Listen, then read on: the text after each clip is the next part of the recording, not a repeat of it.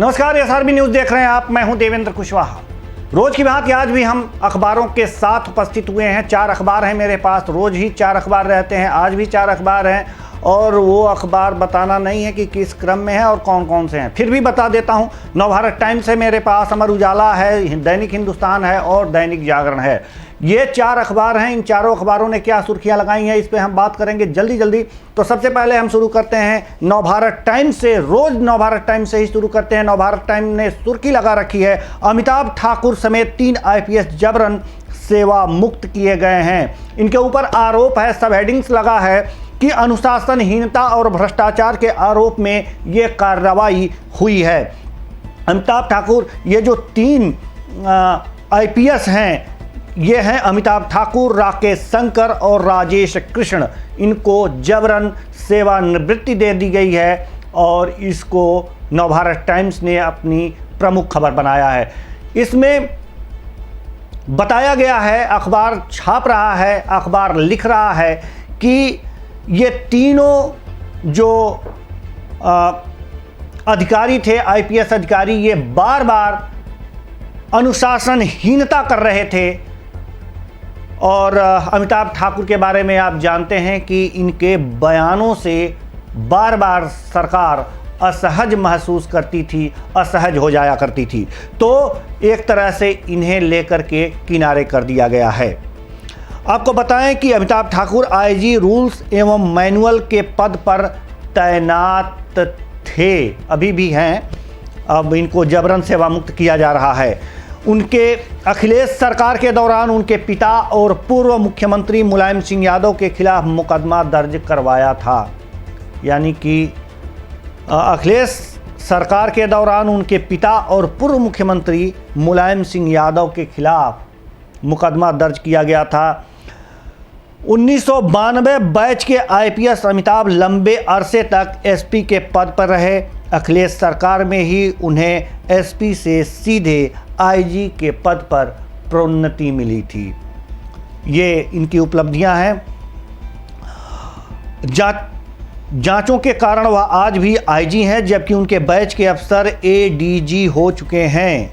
कभी नीतियों पर सवाल उठाने तो कभी सरकारी फैसलों को कोर्ट में चुनौती देने वाले अमिताभ के खिलाफ वर्तमान में कई जांचें चल रही हैं, ऐसा अखबार कहता है। DGP कार्यालय में DIG स्थापना जैसे महत्वपूर्ण पद पर हैं। PPS से IPS बने राकेश की भूमिका देवरिया शेल्टर होम प्रकरण में संदिग्ध पाई गई थी। राकेश सितंबर 2017 से मार्च 2018 तक देवरिया के SP रहे। शेल्टर होम प्रकरण की जांच करने वाले तत्कालीन ADG जोन गोरखपुर ने अपनी जांच में राकेश की भूमिका पर सवाल उठाए थे। और राजेश कृष्ण बाराबंकी स्थित 10वीं वाहिनी PAC में के कमांडेंट हैं। PPS से IPS बने राजेश सपा सरकार के दौरान 2006 में हुई पुलिस सिपाही भर्ती घोटाले के आरोपित हैं। आजमगढ़ में एडिशनल SP पद पर तैनाती के दौरान वह उस जिले के भर्ती बोर्ड में शामिल थे। सूत्रों की माने तो भर्ती घोटाले में राजेश कृष्ण न सिर्फ जेल गए थे, बल्कि उनके कमरे से जांच टीम ने भर्ती से जुटाई गई रकम भी बरामद की थी। यानी कि इन तीनों के संबंध सपा से जुड़े हुए हैं और जिस सरकार ने उन्हें जबरन सेवानिवृत्ति दी है भ्रष्टाचार और अनुशासनहीनता के आरोप में। नवभारत टाइम्स ऐसा लिखता है, इसने दूसरी खबर नहीं लगाई है। हम आगे बढ़ते हैं अमर उजाला पर। अमर उजाला ने अपने फ्रंट पेज की पहली खबर बनाई है, अब 45 पार वाले सभी को लगेगा कोरोना का टीका। 1 अप्रैल से लगने पर मोदी कैबिनेट ने यह मंजूरी दी है। यूपी में डिग्री व इंजीनियरिंग कॉलेज भी 25 से 31 मार्च तक बंद रहेंगे। यानी कि ये सारी चीज़ें कोरोना के कारण हो रही हैं। वैक्सीनेशन का काम चल रहा है। 1 अप्रैल से 45 वर्ष की उम्र पार करने वाले लोगों को भी यह टीका लगेगा। ये ऐसा मोदी कैबिनेट ने इस पर मुहर लगा दी है। और पूर्व में दी गई अनुमति भी निरस्त हो गई। जुलूस के लिए देना होगा कोविड प्रोटोकॉल के पालन का शपथ पत्र। यानी कि अगर जो आपको कोई जुलूस निकालना है, कोई जुलूस में शामिल होना है और पहले से तैयारी हो चुकी है, तो उसके लिए आपको कोविड प्रोटोकॉल का अनुपालन करना होगा, इसका शपथ पत्र भी संलग्न करना होगा, वरना वह आपका जुलूस निकालने की अनुमति नहीं मिलेगी। अच्छी बात है, कोरोना के लिए सावधानियां ज़रूरी हैं। जैसे ही कोरोना देश में अपना पांव पसार रहा है, उसकी दूसरी लहर जो है जिस तेज़ी से बढ़ रही है, उससे डरने की आवश्यकता है, भयभीत होने की आवश्यकता है। और भयभीत इसलिए कि आप सावधान रहें और सावधानी से मास्क का प्रयोग करें, सैनिटाइज़र का प्रयोग करें और कोविड प्रोटोकॉल का पालन करें, सोशल डिस्टेंसिंग के नियमों का पालन करें। प्रदेश में अब ये आंकड़े बता रहे हैं अखबार कि प्रदेश में 638 नए मरीज मिले हैं, 232 लखनऊ के हैं। यानी कि लखनऊ में भी तेज़ी से कोरोना बढ़ रहा है। तो इस पे चिंतन करने की ज़रूरत है, मनन करने की ज़रूरत है, हमें और आपकी ज़रूरत है, अपने स्वास्थ्य को सही रखने की ज़रूरत है। ये सारी चीज़ें अखबारों ने बताया है। अमर उजाला ने अपनी दूसरी फ्रंट पेज की पहली खबर जो बनाया है, सुप्रीम फैसला, रियायत अवधि में ब्याज पर ब्याज नहीं, वसूलना है तो लौटाना होगा। शीर्ष अदालत ने कहा है कि नहीं बढ़ेगी रियायत अवधि, पूरी तरह ब्याज माफ़ी भी संभव नहीं। तो ये क्या है, इसके बारे में हम आपको पढ़ करके बता रहे हैं कि सुप्रीम कोर्ट ने कोरोना महामारी के दौरान 1 मार्च से 31 अगस्त 2020 तक 6 माह की मोरेटोरियम या रियायत अवधि के लिए कर्ज ब्याज पर ब्याज अथवा ब्याज पर जुर्माना नहीं वसूलने के आदेश दिए हैं। यानी कि चक्रवृद्धि ब्याज वसूलने के निर्देश नहीं दिए हैं। अगर छमाही चक्रवृद्धि ब्याज लगता है तो उस पे छमाही चक्रवृद्धि ब्याज नहीं लगेगा। बैंक और वित्तीय संस्थाओं ने ब्याज वसूल लिया है तो उन्हें लौटाना या अगली ईएमआई में समायोजित करना होगा। हालांकि कोर्ट ने रियायत अवधि बढ़ाए जाने से इनकार कर दिया है। ऐसी बातें हैं। इससे पहले सरकार ने 2 करोड़ से कम के कर्ज पर राहत दी थी। फैसले के बाद अब इससे ज़्यादा के कर्ज पर भी छूट मिलेगी। ऐसी बातें सामने आई हैं। बैंकों को 2 तरफा राहत, ये अमर उजाला बता रहा है। मोरेटोरियम की अवधि नहीं बढ़ाने से बैंकों पर छूट का ज़्यादा बोझ नहीं बढ़ेगा और पूरी ब्याज माफ़ी नहीं करने से भी बैंक बकाया ब्याज वसूल सकेंगे। ऐसी बातें सामने आई हैं। 2 करोड़ तक के कर्ज पर ही चक्रवृद्धि ब्याज माफ़ी के लिए कोई तार्किक आधार नहीं, ये ऐसी बातें इसमें लिखी गई हैं। यानी कि आप सीधे सीधे जो है वो चक्रवृद्धि ब्याज वसूलने से उस अवधि तक चक्रवृद्धि ब्याज नहीं वसूला जा सकता। अब आते हैं तीसरे पेपर पर। तीसरा पेपर है हमारे हाथों में है दैनिक हिंदुस्तान। दैनिक हिंदुस्तान ने अपनी खबर लगाई है, सरकार का बड़ा निर्णय, जनवरी 1977 से पूर्व जन्मे लोग दायरे में। किसके दायरे में? बड़ी बड़ी हेडिंग, फैसला लिया गया है 45 साल से 60 ऊपर सभी को टीका। 45 साल से ऊपर उम्र वालों को सभी को टीका लगेगा। दैनिक हिंदुस्तान ने ऐसा ही लिखा है। 60 साल से अधिक उम्र वालों को अब तक ये टीके लग रहे थे और 8 लाख के करीब लखनऊ में 45 से ऊपर के लोगों की संख्या है। अगर लखनऊ की बात करें तो ये सारी चीज़ें हैं। तालाबंदी @ 1 साल करते हुए लिखा है कि संक्रमण 100 गुना पर टीके से सहारा।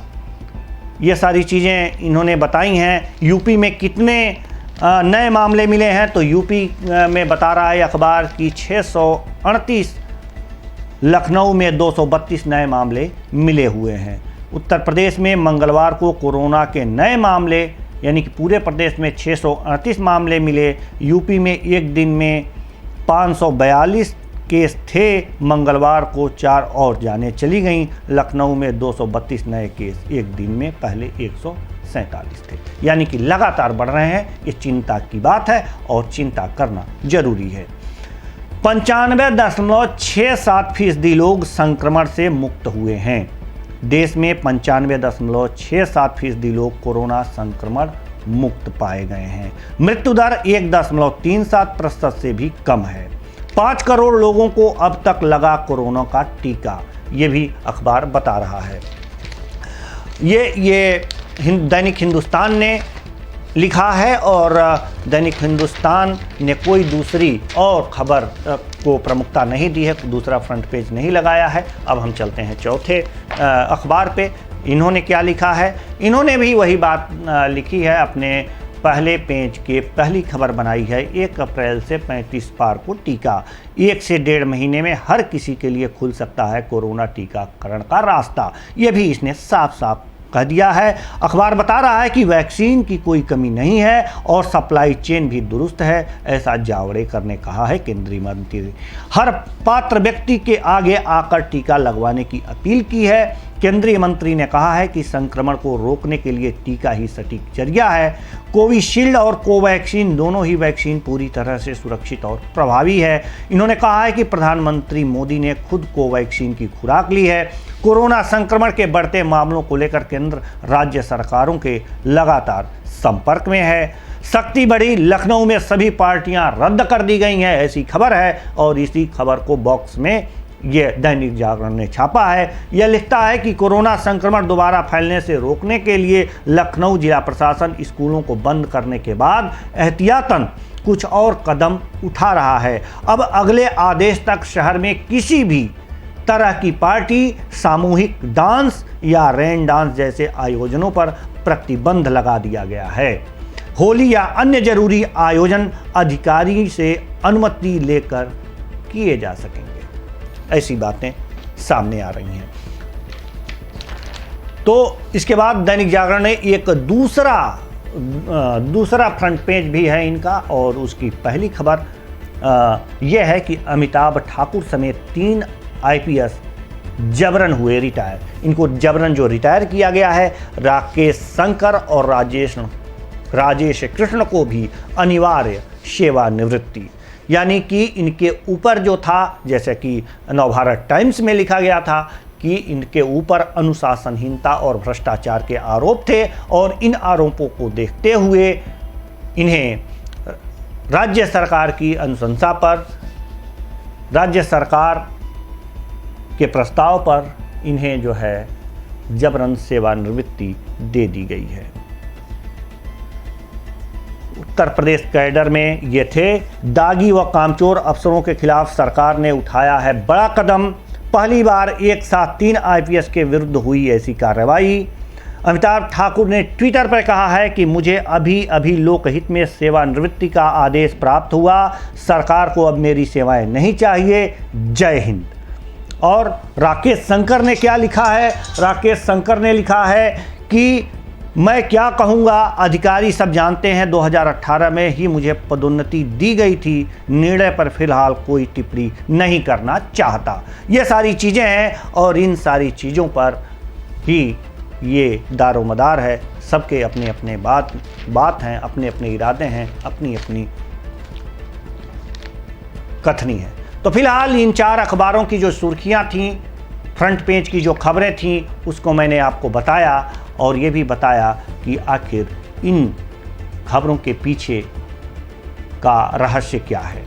आखिर इन खबरों को प्राथमिकता इसलिए दी गई है कि देखिए, IPS अफसर ऐसे ही नहीं बनते, उनके पीछे उनकी कड़ी मेहनत होती है, लगन होती है। और जब बार बार कोई व्यक्ति अनुशासनहीनता करता है, भ्रष्टाचार के आरोप में लिप्त पाया जाता है, तो उस पर कार्रवाई भी हो सकती है। ठीक है, ये सारी चीज़ें अखबारों ने अपनी सुर्खियां बनाई थीं, जिनको हमने आपके सामने पेश किया। तो फिलहाल आज के अखबारों से इतना ही। मुझे दीजिए इजाज़त। नमस्कार।